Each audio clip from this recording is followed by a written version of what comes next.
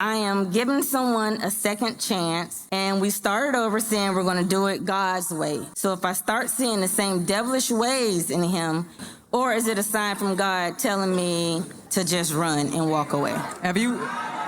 He gave you the answer.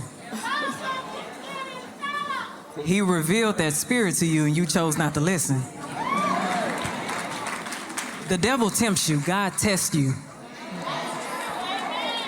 When God sends you a test, if you choose not to listen to it, you're going to fall back in the same cycle because he gives us free will. But if you have an intimate relationship and a personal relationship with God, like you say so, then that means that when you were praying to you, he was able to bend down and give you an answer. Why didn't you listen if he gave you the answer? Because it doesn't align with what it is that you truly want. Most times the reason why we stay messing with somebody that God is trying to protect us from is because we're operating in a familiar spirit that we don't want to acknowledge. So those devilish characteristics that you're talking about, I'm wondering if they are mirroring something in you that you need to address. Because once again, like I said, if you got a personal relationship with God, you would have heard it. So he's giving you warnings. Why are you not listening? I thought this would be the one. You know? She's talking about me. I want to know what's the devil's way. Security! Did y'all come together? We did.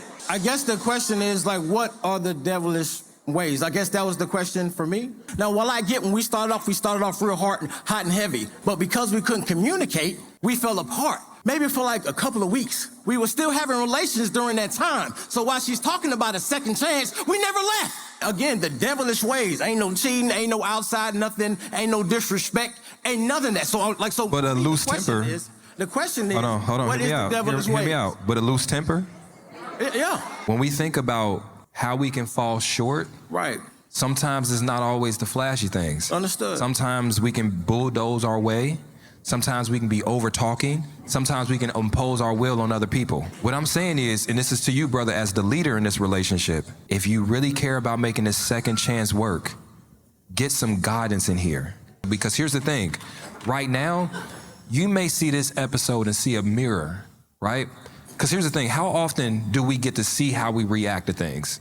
Most often there's not a camera in your face. But when you rewatch this, you might be like, I did come in a little hot. Now, for the rest of the night, if you got a question, can you make sure your ain't here?